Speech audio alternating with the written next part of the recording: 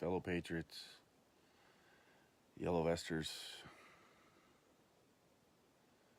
I'm just here to discuss a few things, bring everyone up to speed on some things, talk about the movement itself, and again, where we've been, where we are, where we're headed, and some ideas that we've wrapped ourselves in as a united front. So I'm just going to wait for a few folks to hop aboard so we can. So I'll just start kind of by saying, before I really get into what I want to say, I'm doing these videos because I've had some experience now with the media, with cameras in my face and Facebook Live. I'm not a professional protester in any way. I'm not a leader at all in any way. Although some folks that we've, of course, working with behind the scenes take that role, because naturally, when you have a group of people, it's natural for a hierarchy to develop. That's just human nature, and that's a good thing, because we do need leadership. Although there isn't a leader per se within the movement, we do need leadership qualities. We need certain set of skills, whether it's graphics, whether it's speaking, all of these things. People, cream rises to the top. So certain people are going to be seen. Certain people are going to be behind the scenes. And let me tell you this: in the group of people that I'm working with now, I have never been associated with a bunch of people that are working together for a single cause, that are patriotic, that are nationalists, that love Canada more, and just as much as I do, if not more. And all working in the same direction, all bringing different skills, all bringing different attributes to the movement, and helping get this movement to where it needs to be. Now, of course, this movement is still young, and we've had some kinks to work out from the beginning to where we are now, and we've worked a lot of those kinks out. We're still maturing as a movement, but in the last week or 10 days, I've really becoming more united, more consistent in message, far less crap on all the groups, as far as, stupid racist crap and violent crap. And so I think this is my theory on that end. Because we're gaining in maturity, we're losing some of the professional protesters that jump on board of these things and try to hitch their wagons and their agendas to it. We're losing those folks because we're strong. We're developing strength in message, strength in direction. We're developing credibility, even with some media types, believe it or not. So that's really a benefit to the movement. And so the people that are getting involved and staying true and keeping the integrity of the movement are people that have a good heart and great intentions, and they're just regular folks from all across Canada that are putting their energy. The amount of time and energy that's going on behind the scenes, folks, let me tell you, you have no idea. It's incredible what I've seen from the people that I'm working with. As of today, our group under the United Yellow Vest banner have 40 to 41, I think, admins from groups across Canada that we're all working together for the same cause. That doesn't count all of the mods in those groups. So we have a great number of people that are all moving in the same direction. So that's fantastic. So having said that, I want to make sure that everybody within the movement, especially on Facebook, understands what a little bit of what's happening behind the scenes. So where we are today, there's still some folks that are, and I'm not shit talking anybody. I'm not degrading anybody. I'm just going to state some facts, that there are some people that think the movement should be based on solution, rather than what we're protesting about. And here's my thought, and here's our thought process as we went through this as a group of these admins that have come together to unite. The fact of the matter is, if you start a protest or you start a rally or you start a movement based on solution, you're going to limit yourself to those solutions, because everybody that joins has a different idea what the solution might be. We all in the movement now, in Yellow Vests, understand what the problems are. That's why the protest was started. We get it. We understand for the most part where it comes from, and I'll get into tax start on Migrant Pact. Now, we can't build, first of all, for this movement to be successful, we can't start a movement on the solutions to the problems, because we may have 150,000 people or 200,000 people that are engaged and active in the Yellow Vest movement throughout Facebook and social media. That's fantastic. That's the root of this movement. That's awesome, because those people, most of those people are awake, and they understand these two policies the government's ramming down our throat, Migrant Pact, carbon tax. They understand where it came from. It came from the Sustainable Development Agenda from the UN. So you have a whole bunch of people that are already woke before the movement started, right? So we all came together because we understand where it came from. We understand the issues. 200,000 people is not going to achieve anything. I mean, yeah, we've gotten some attention.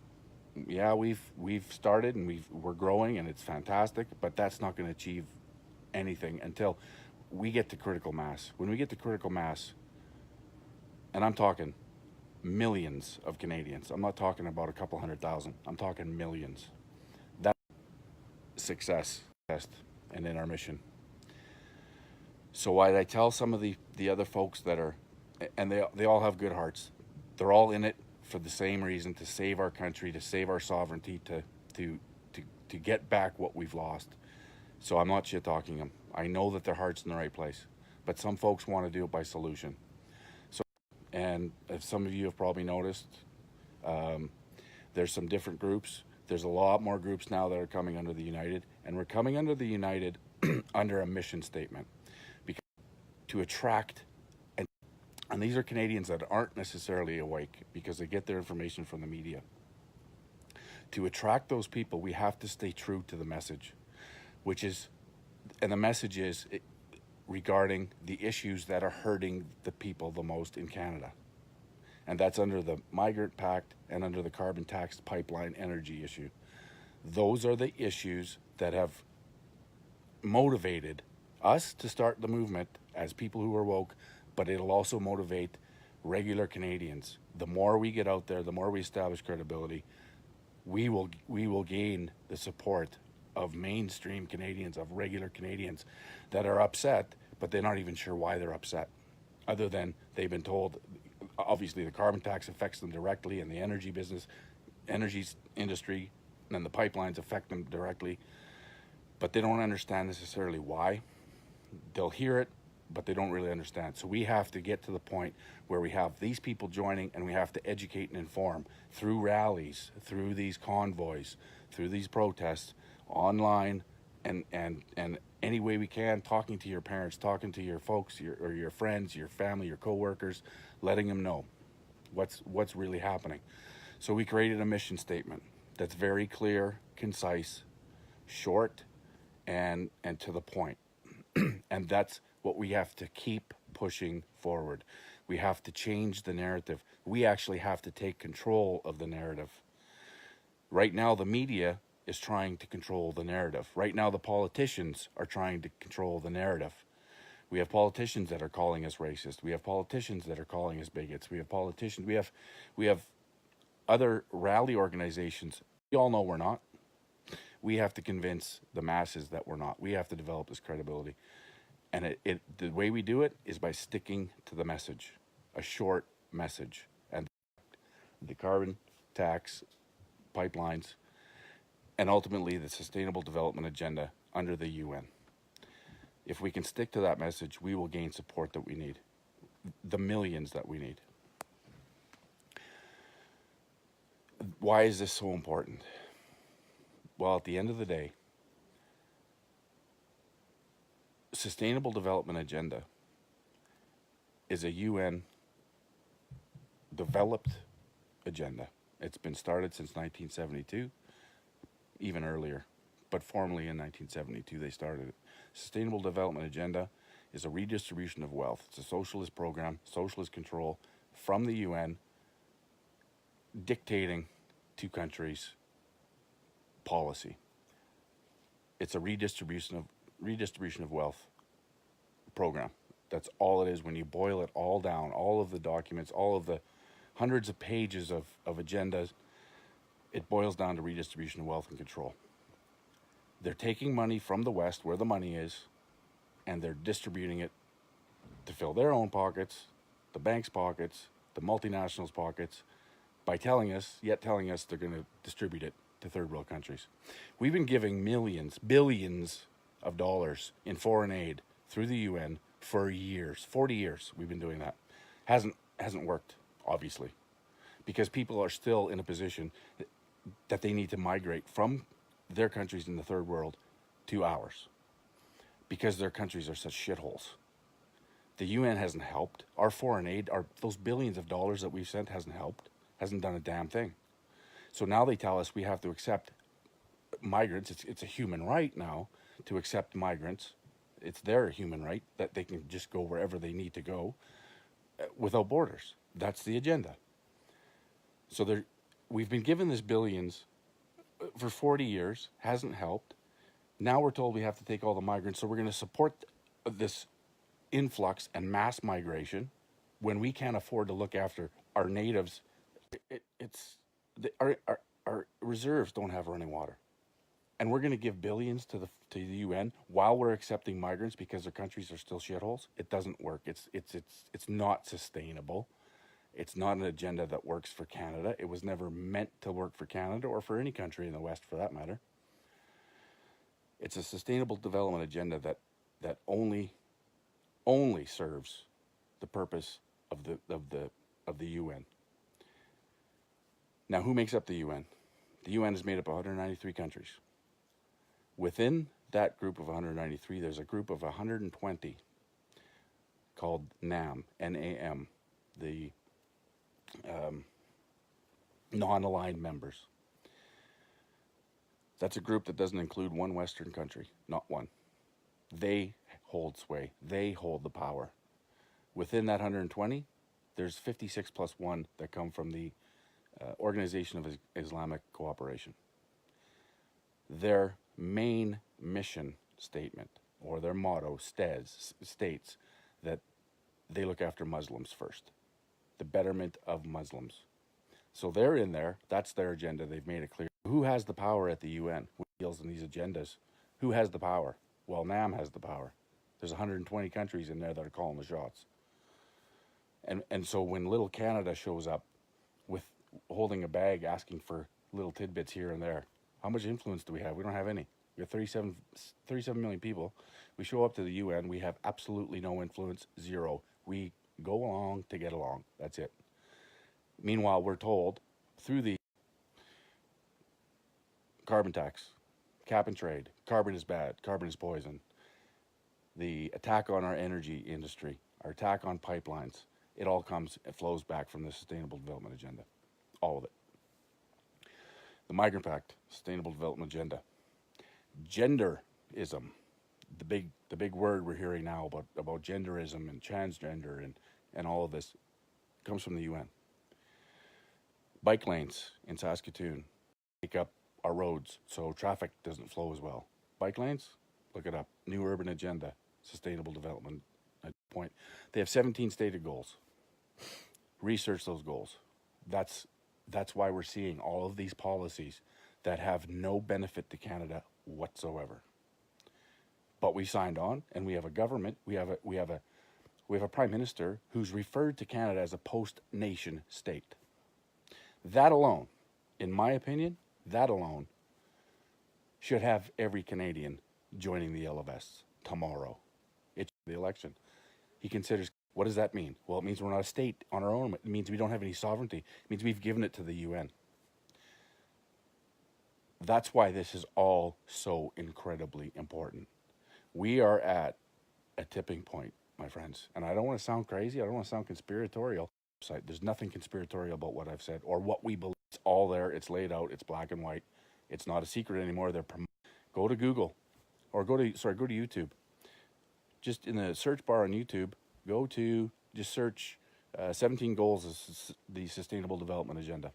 All you'll see for the first, I don't know, however long you scroll, will all be promoting the Sustainable Development Agenda. Quite a ways down.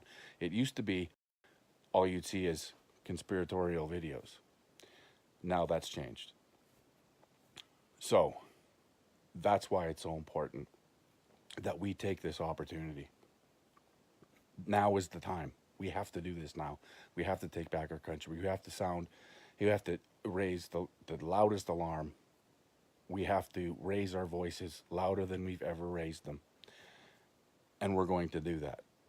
And I'm working with people within these groups that are all on the same path. We have to narrow the message.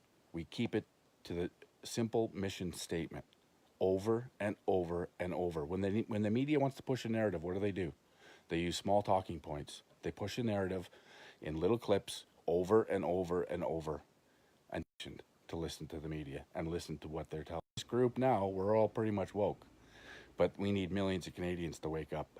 So we need to dummy the hate. We need to dummy all the violence and all that rhetoric that hurts the movement, and we need to come together now. Since they've changed dramatically, they've changed to much more on point what the issue is, what are the impacts of that. And so to the other groups, I just want to say again, I'm under the unifying mission statement. Join us under our cause. That doesn't mean that all of the solutions that you have and that you've come up with, all right, of course we can discuss them. We're going to need those solutions.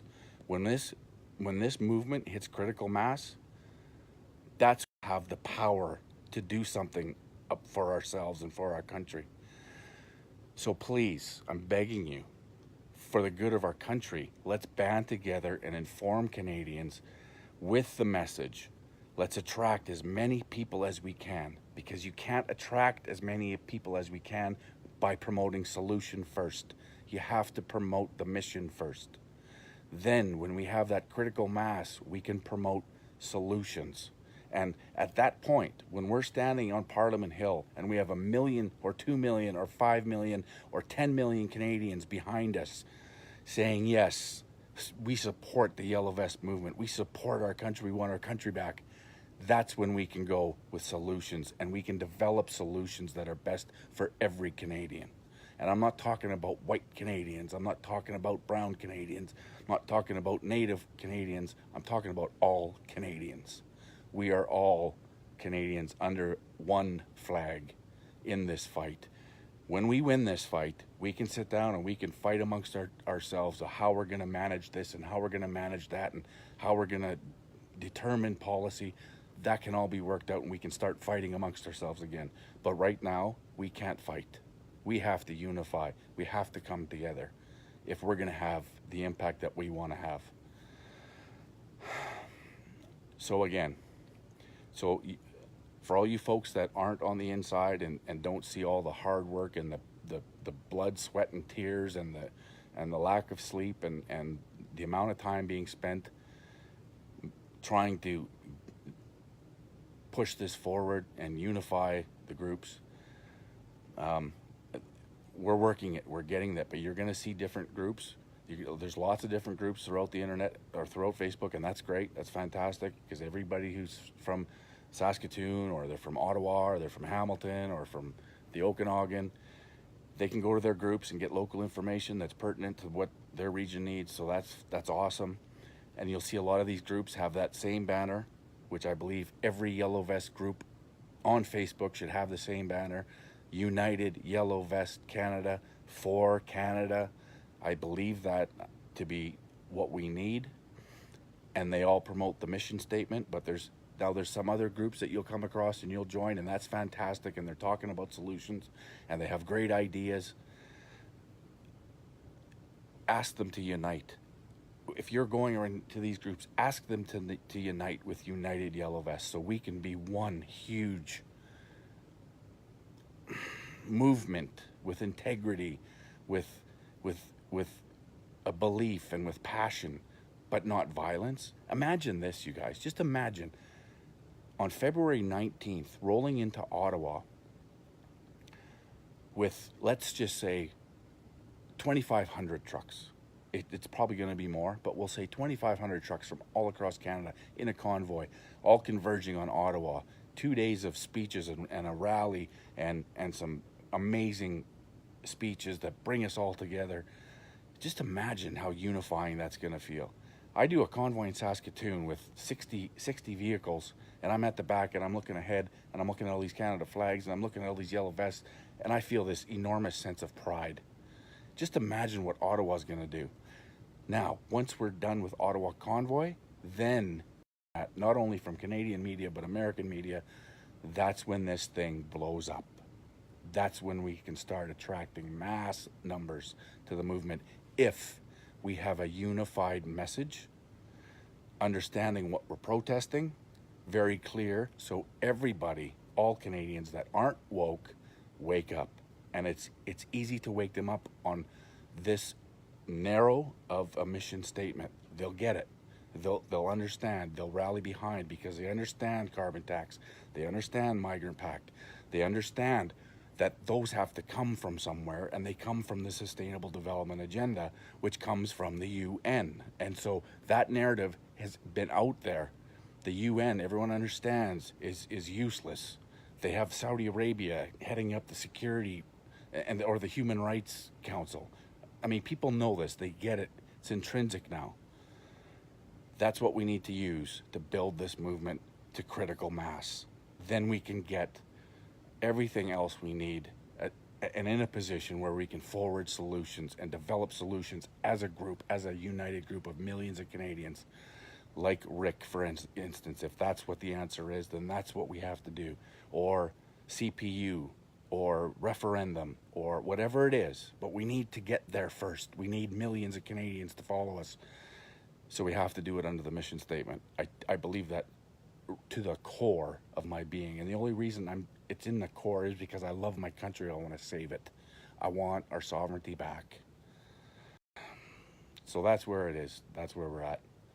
And that's where I think, and a lot of us in the United Yellow Vest think we should be in. And if you do, and if you're listening to this and you're watching this and you believe it too, then even if you don't, even if you think we should be solution-based, I'm willing to accept it. At the end of the day, that's where we need to be. So, again, I just wanted to thank also I've been working with in the last however long. Just a phenomenal job. You guys are doing a job that most corporations would be jealous of. The things that we're accomplishing, we're seeing real success in real time based on what we're doing. We're seeing a more positive mission and agenda, and people are rallying behind it. So anyway, I've rambled enough, but just wanted to state all that because I think it needed it. And I don't know, I'll go live. I love you, Patriots. I love my country.